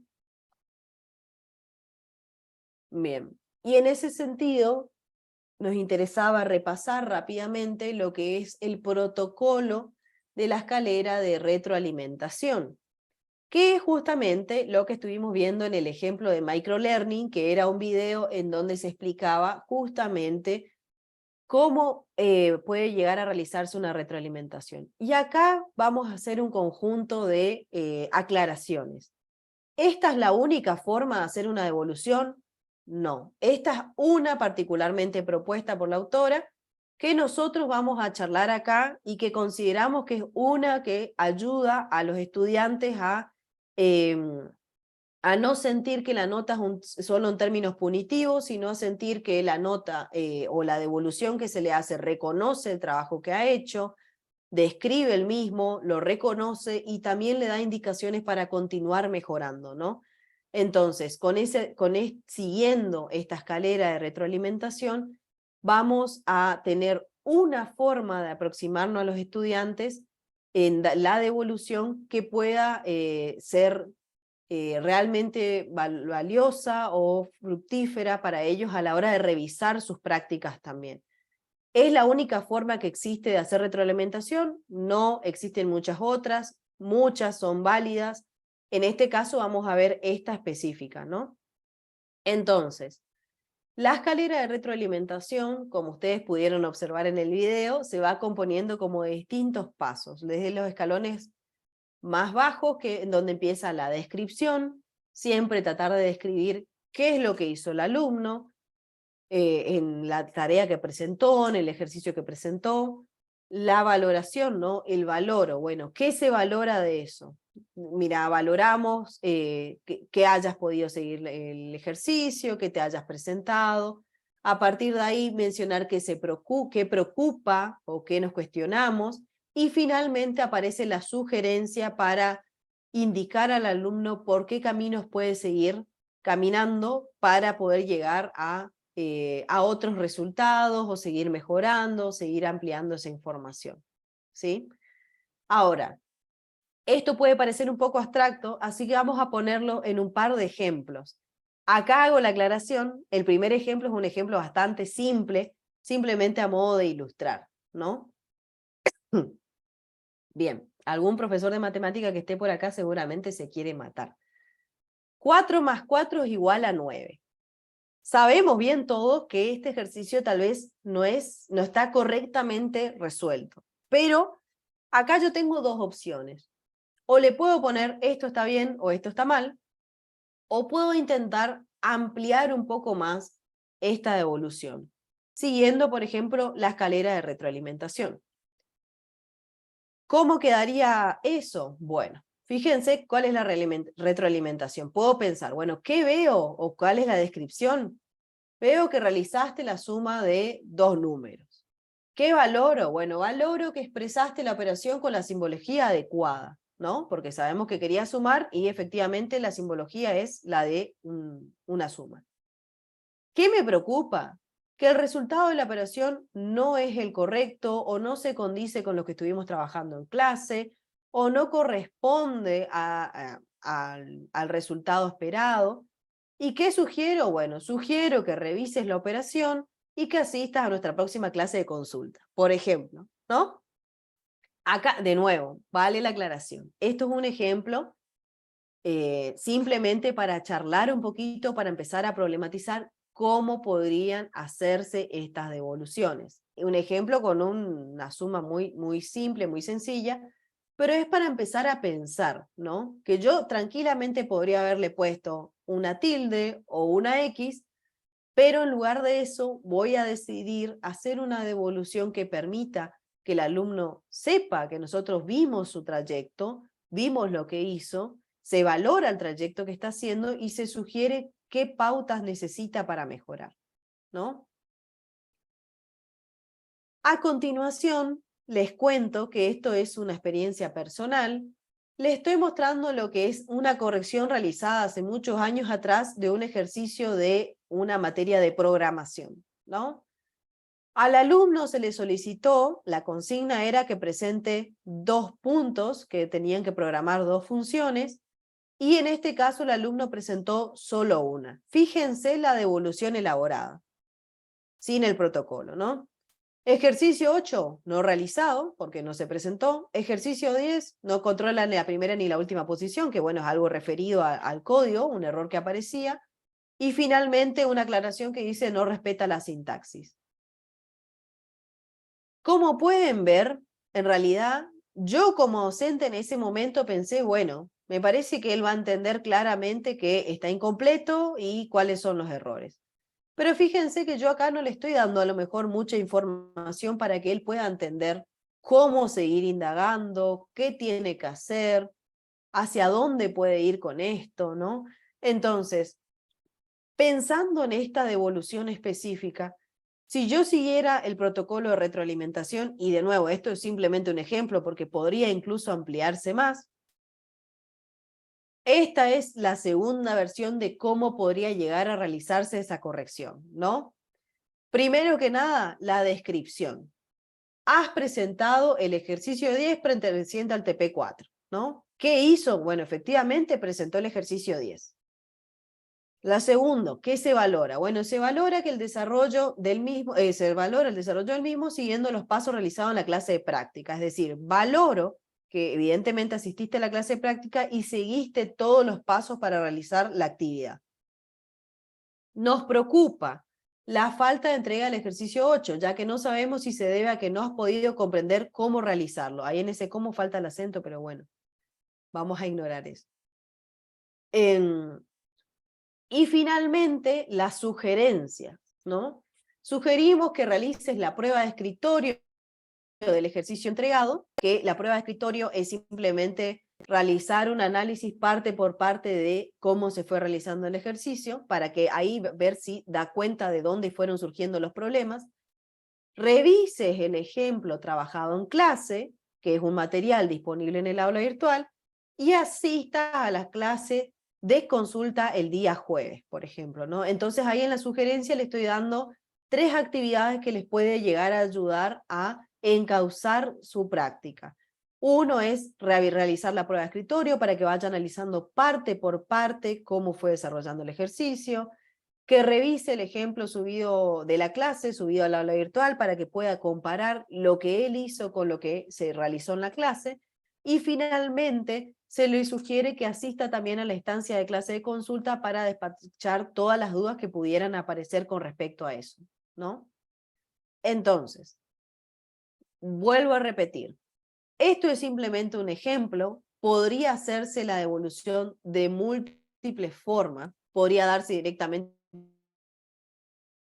la devolución también en persona, pero como estamos charlando de que muchos de estos trayectos se realizan por medio del aula virtual, es importante tener en cuenta cómo configuro esas devoluciones en el aula virtual. Fíjense que incluso muchas veces pasa que directamente la mayoría selecciona acá una calificación y directamente no pone nada en la descripción de evaluación. Entonces el alumno muchas veces se encuentra con que está cumplido con observaciones, o está pendiente, en el caso de los que utilicen escala, o muchas veces directamente los que tienen la escala numérica directamente pueden poner 90%, 10%, o una nota numérica, y el alumno finalmente no va a poder apropiarse, bueno, tengo 60%, pero ¿qué hice bien? ¿Qué hice mal? ¿Qué me faltó? ¿Cómo continúo? ¿No?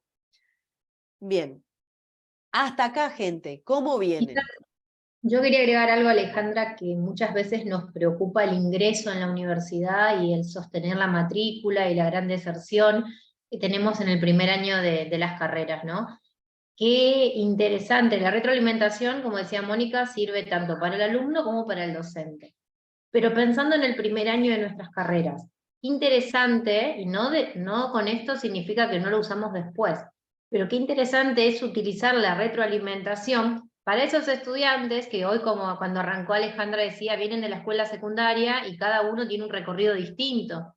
Quizás muchas veces el estudiante se encuentra con un 4 y dice, ¿por qué tengo un 4 si realicé todo? Pero en realidad la retroalimentación podría aclarar cuáles fueron esos aspectos valiosos, ponderables, y aquello que faltó. Y en cierta medida eso permitiría mejorar las próximas instancias que el estudiante se enfrente. Nada, me surge, ¿no?, como una estrategia valiosa pensando en nuestro gran problema que tiene que ver con la deserción. Exactamente como dice la profe Sonia. Y tengan en cuenta que esto va de la mano con lo que estábamos charlando anteriormente. Toda la estrategia áulica que nosotros vamos a proponer, ya sea de forma presencial, y aula también incluye el aula virtual, toda esa estrategia áulica que nosotros vamos a proponer debe estar previamente pensada. Y esto de la retroalimentación va muy de la mano con los criterios de evaluación clarificados. Mucho comenta esto que comenta la profe Sonia, mucho tiene que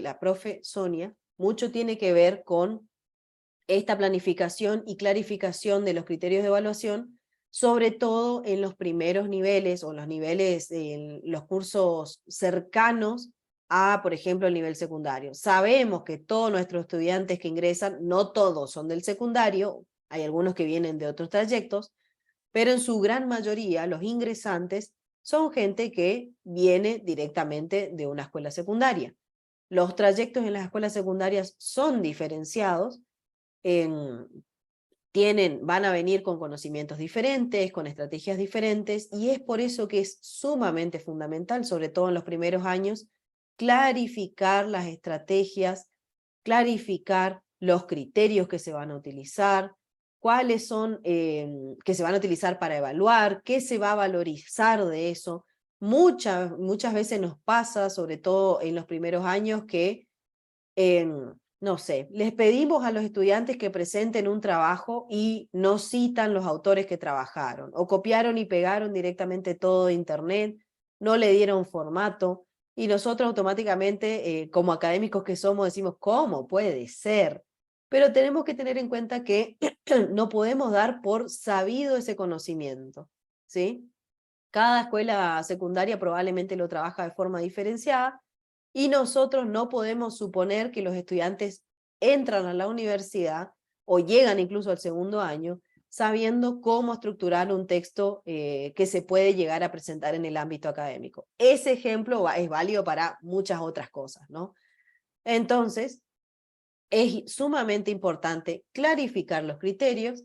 Entonces ellos van sabiendo qué es lo que se va a evaluar, qué es lo que se va a valorizar, y así, de la mano con eso, la retroalimentación debe ser consecuente. Poder realizar una retroalimentación que permita que los estudiantes comprendan con claridad qué pudieron realizar, qué no pudieron realizar, y a la vez lo de la sugerencia me parece algo sumamente importante, el decir, bueno, ¿cómo podés continuar a partir de acá?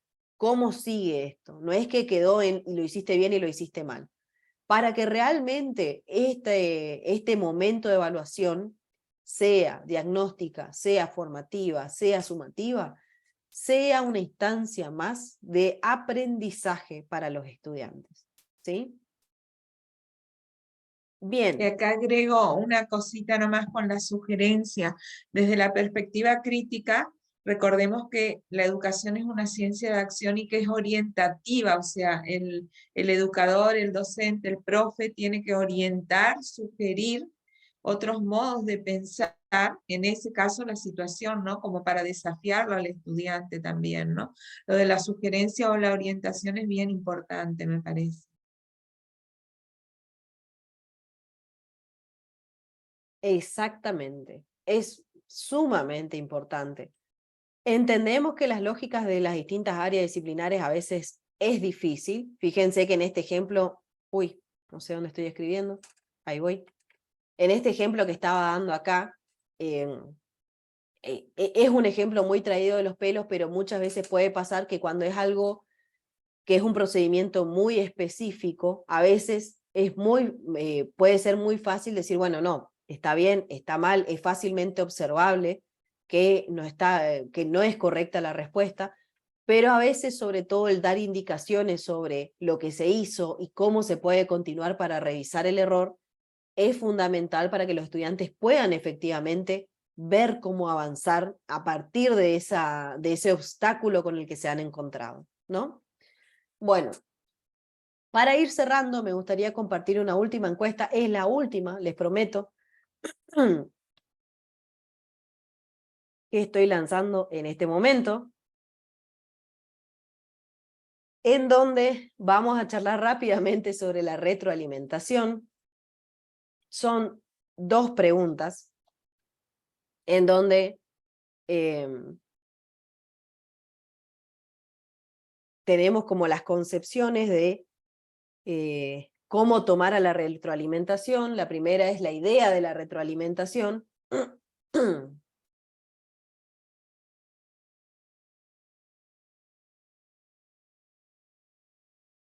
A ver, ahora me di cuenta que se me fue el chat para otro lado, ahí lo estoy poniendo, perfecto. Bien, estamos bien. Bueno, esta entonces es la última encuesta relacionada con la retroalimentación, que tiene 2 preguntas sobre la intencionalidad con la que llevamos adelante, ¿no? Esas retroalimentaciones. que veo que la mayoría entonces está pudiendo contestar sin problema. Nuevamente, para los que no puedan verla, la pueden ir contestando si así lo desean en el chat, porque como pueden ver, la intención de estas encuestas es más que nada poder problematizar cuáles son las concepciones que vamos teniendo con respecto a eso.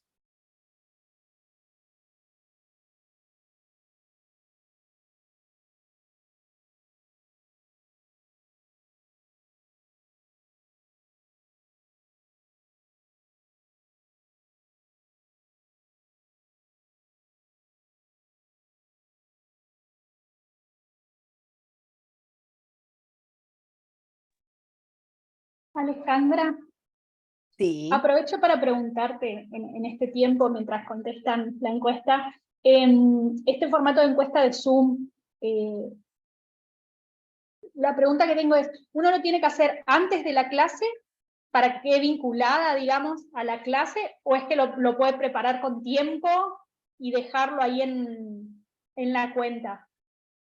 Vos podés prepararlo con el tiempo que necesites y dejarlo en tu cuenta, porque vas a ver que eso, les invito a los que quieran explorarlo realmente, vos podés prepararlo meses antes, si querés dejarlos precargados en tu cuenta, eso va a estar asociado a tu cuenta cuando entras con tu correo y tu contraseña. Entonces, después cuando vos te vas a la sección de lanzar una entrevista, una encuesta sería, te va a aparecer con los nombres, puedes tener varias, como ustedes pudieron ver a lo largo de la clase, yo tenía 3 diferentes, ¿no? Puedes tener varias diversas que vos elegís cuál lanzar, ya quedan guardados en tu cuenta para que vos las lances las veces que necesiten, distintas reuniones incluso, ¿sí? Okay. Quedan cargadas, después puedes borrarlas o modificarlas, obviamente, pero una vez que vos ya las pensás, las estructurás, las dejás ahí cargadas y después simplemente elegís si querés lanzarlo, en qué momento y demás, ¿no? Pero sí, puedes cargarlo mucho tiempo antes y eso queda asociado a tu cuenta. Obviamente, claro está, si ingresás con otra cuenta no vas a ver la encuesta. Claro. Está. Gracias, Alejandro. No, por favor.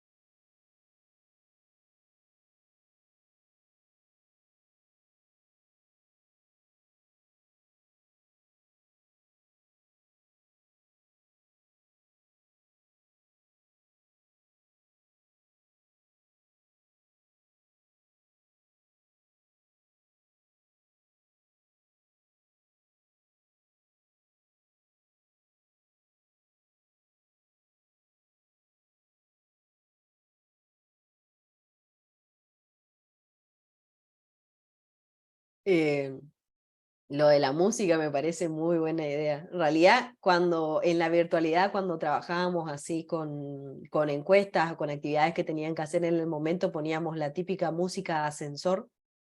Seguramente conocerán esa música, así que suena de fondo. Para las próximas intervenciones vamos a sugerir entonces la música de ascensor de fondo. Sí, sí. Bueno, damos unos segunditos más para que puedan participar.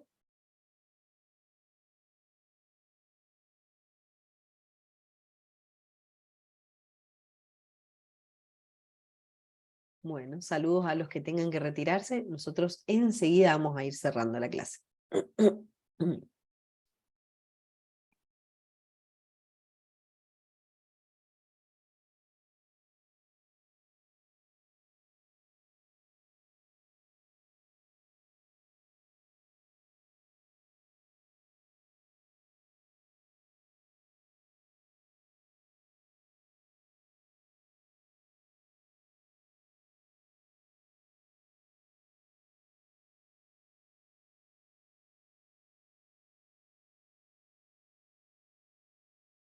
Vamos a conversar sobre el trabajo del módulo ahora antes de terminar, ¿no? Alejandra, Mónica. Sí, sí, exactamente. Bien, ya ha participado la gran mayoría, así que si les parece vamos a ir cerrando la encuesta y vamos a compartir justamente los resultados que deben estar viendo en sus pantallas en estos momentos.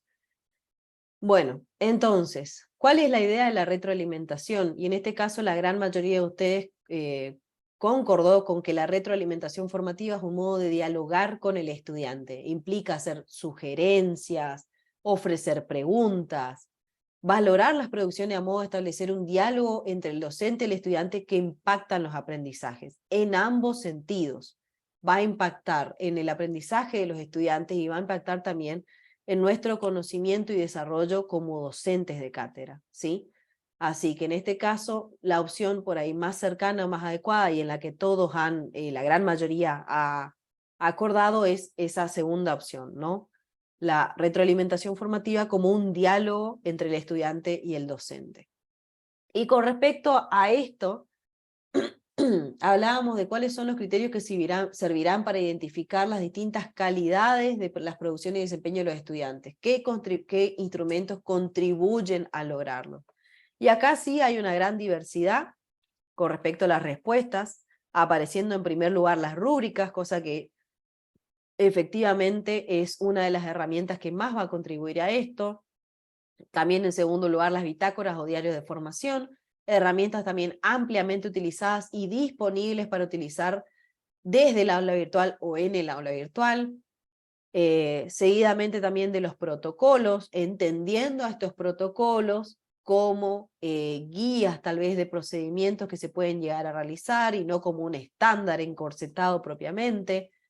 Y también, bueno, aparecen las escalas de calificación cualitativas, las escalas de calificación cuantitativas y finalmente los portafolios que por ahí son los que no son tan ampliamente utilizados, pero es muy importante tener en cuenta, dependiendo del área disciplinaria en el que están, que los portafolios pueden ser una gran herramienta para poder llevar adelante trayectos con los estudiantes en donde puedan ir viendo su crecimiento, su trabajo. Es más, algunos de ustedes también los ha comentado, incluso dentro del Padlet de la actividad número 2, el uso de los portafolios y las ventajas o las repercusiones que traen en su actividad cotidiana diaria, ¿no?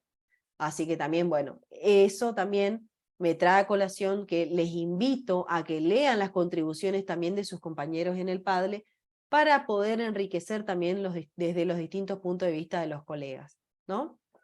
Un bocadito, Ale, acá, porque a mí me parece espectacular la idea de producir criterios de evaluación que sean públicos y transparentes, ¿no es cierto?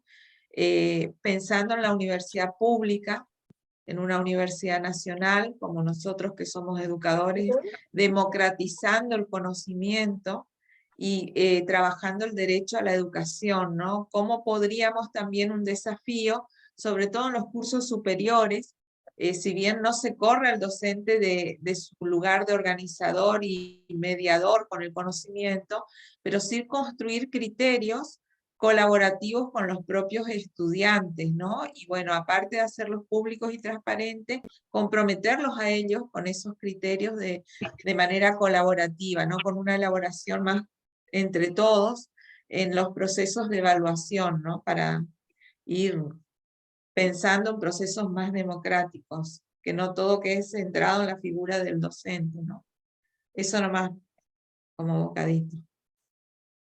Sí, la verdad que es una excelente intervención también en ese sentido, porque siempre es importante pensar en que el aula es un espacio compartido. Si bien sabemos que el docente es el que configura la interacción, es sumamente interesante tener en cuenta cuáles son los espacios que le damos a los estudiantes para apropiarse también de esos del aula propiamente dicho, de esa interacción educativa, ¿no? Bien. Gente, como se nos está yendo un poquito el tiempo, ¿qué les parece si avanzamos hacia el segmento de cierre, en donde vamos a charlar rápidamente sobre cuál es el trabajo final, que con el nombre asusta un poco, de este módulo, del módulo número 2, ¿no?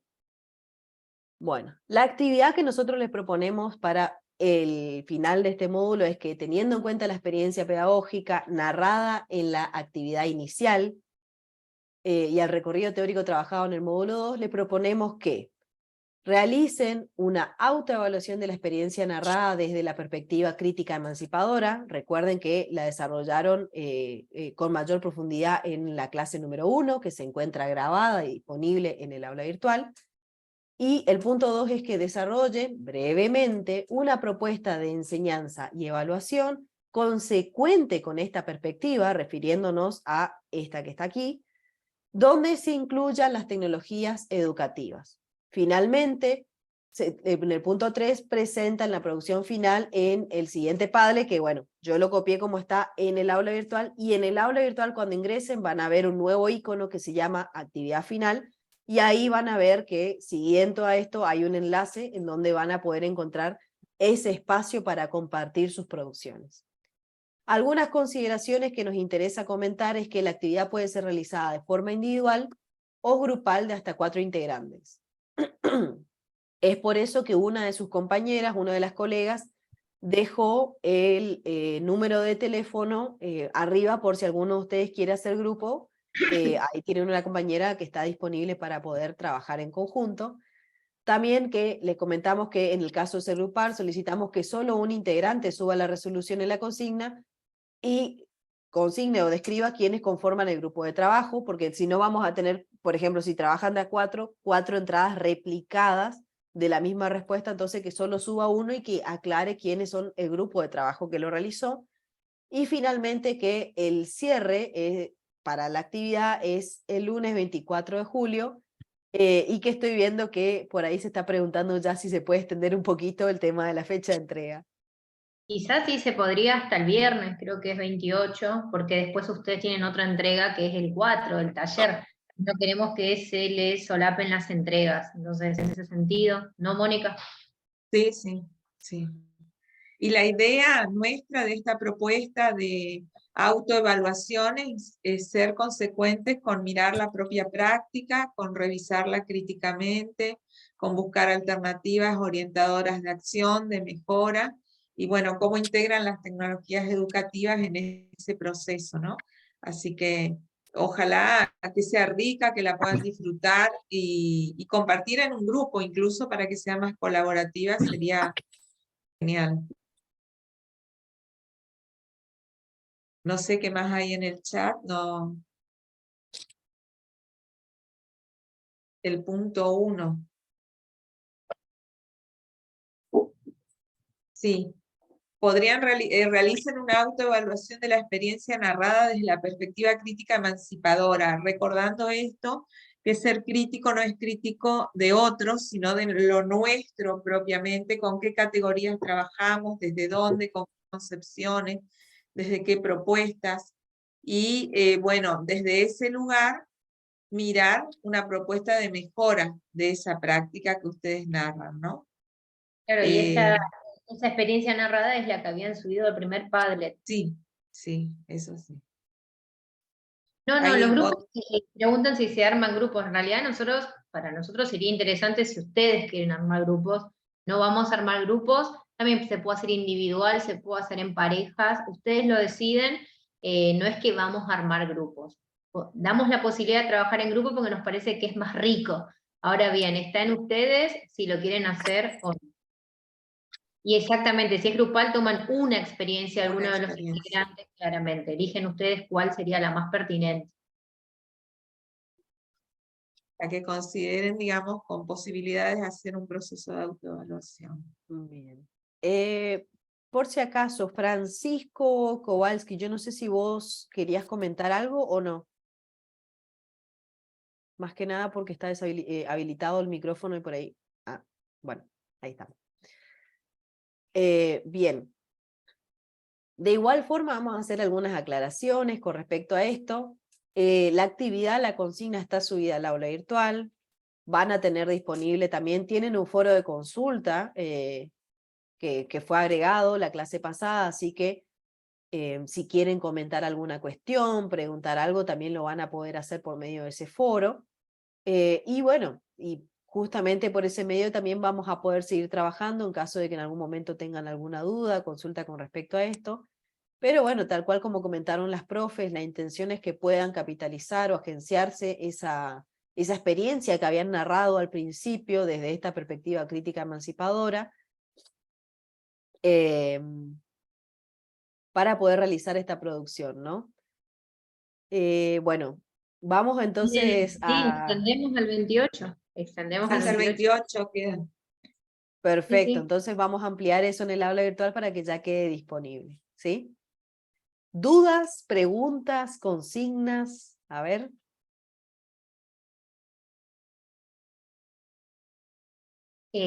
Plantean que tienen realizada la primera actividad, pero no la pudo subir. La podés subir todavía porque está abierto, el Padlet sigue abierto, así que la podés subir. Sería interesante que lo subas, porque la idea es ir trabajando en ese proceso, ¿no? Que fue la intervención en el primer Padlet, en el segundo, y ahora el cierre con el trabajo.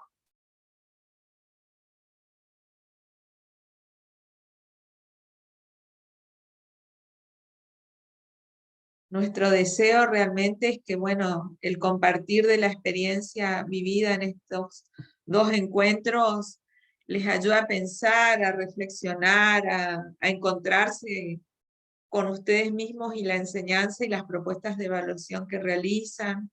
O sea, que podamos seguir construyendo propuestas formativas de este tipo, donde nos miramos y vamos construyendo orientativamente nuestra acción educativa, ¿no? Sumarnos a esa mirada. Así que muchísimas gracias a todos, a todas, por participar.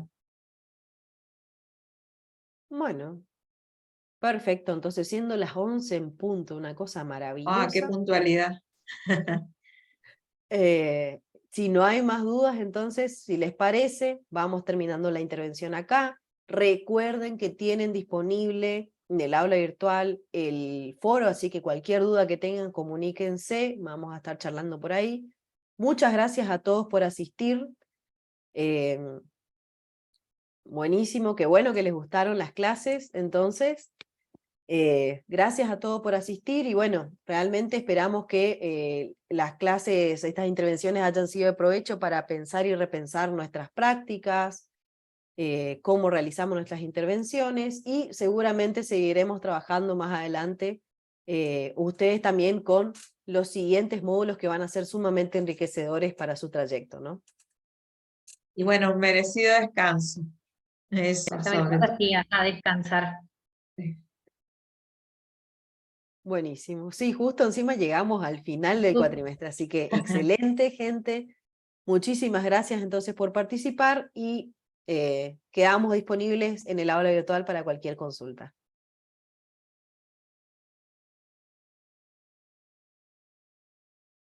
Bien, un saludito a todos, nos vemos.